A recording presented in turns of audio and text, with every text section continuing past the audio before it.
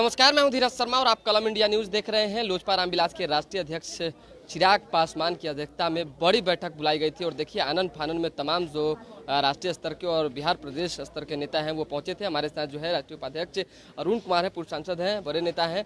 क्या कहेंगे, बैठक में क्या निर्णय लिया गया?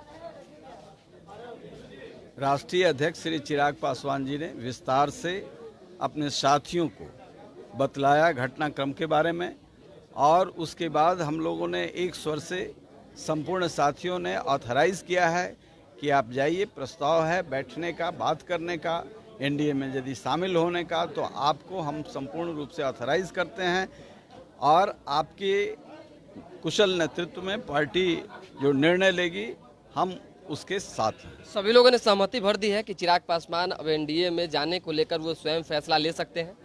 बिल्कुल ऑथराइज किया गया। नित्यानंद राय भी सुबह मुलाकात के लिए पहुंचे हुए थे, उन्होंने कहा चिराग कभी एनडीए से अलग हुए ही नहीं। क्या कहेंगे इस पर?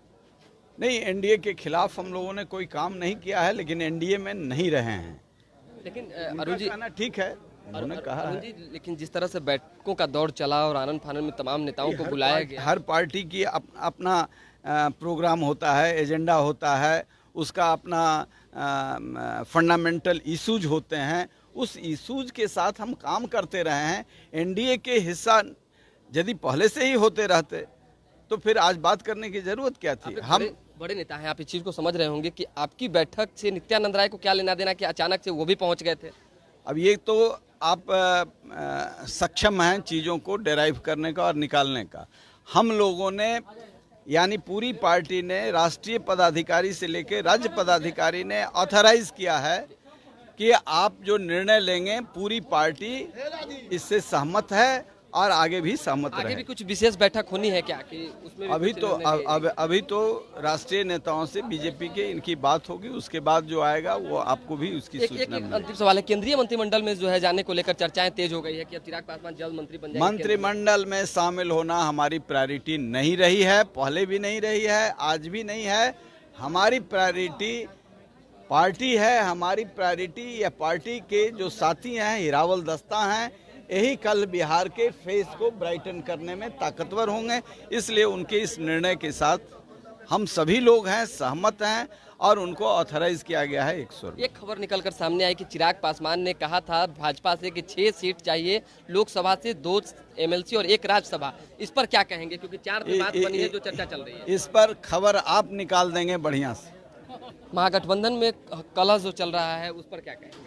महागठबंधन तो कलह का बंधन ही है, इसलिए उसमें क्या कहना है। तो देखिए बैठकें जो है चली है और बैठक के बाद जो है कई तरह के निर्णय हुए हैं और इसमें पूरी तरह से राष्ट्रीय स्तर के जो नेता हों वो चाहे बिहार प्रदेश के पदाधिकारी हों, वो सभी लोगों ने चिराग पासवान को अधिकृत कर दिया है कि वही निर्णय आगे लेंगे कि एनडीए में जाना है कि नहीं जाना है। लेकिन ये चीज़ें क्लियर हो चुकी है कि चिराग पासवान जल्द एनडीए में शामिल हो जाएंगे। यानी आज ही के बैठक के बाद से ये चीज़ें लगभग क्लियर हो चुकी है, क्योंकि चिराग पासवान ने ये तमाम बातें ऑलरेडी इस बात का संकेत देते हुए कह दिया कि नित्यानंद राय उनसे मिलने जब पहुंचे थे तो चिराग पासवान यहाँ तक छोड़ने आए थे और नित्यानंद राय ने कहा कि चिराग पासवान हमसे कभी अलग हुए ही नहीं थे। तो चिराग पासवान जब बाहर निकलेंगे तो उनसे भी बात करने की कोशिश होगी। लेकिन जो कुछ भी कलम इंडिया ने खबर चलाया था कि जल्द चिराग पासवान केंद्र में मंत्री बनेंगे, वो भी सच होता दिख रहा है। साथ ही साथ एनडीए में जाने को लेकर भी हमने कहा था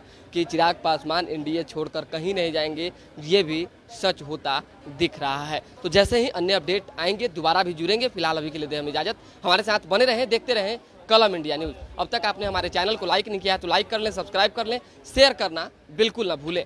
बहुत बहुत धन्यवाद। नमस्कार, मेरा नाम गरिमा है। मैंने इस बार यूपीएससी की परीक्षा में ऑल इंडिया रैंक 2 हासिल की है और मैंने अपने इस जर्नी में परफेक्शन आईएएस से आंसर राइटिंग के दौरान मदद ली थी और मेंस पर फोकस करना बहुत इम्पॉर्टेंट है, बिकॉज मेंस का स्कोर ही आपको इस रैंक तक आगे पहुंचा सकता है।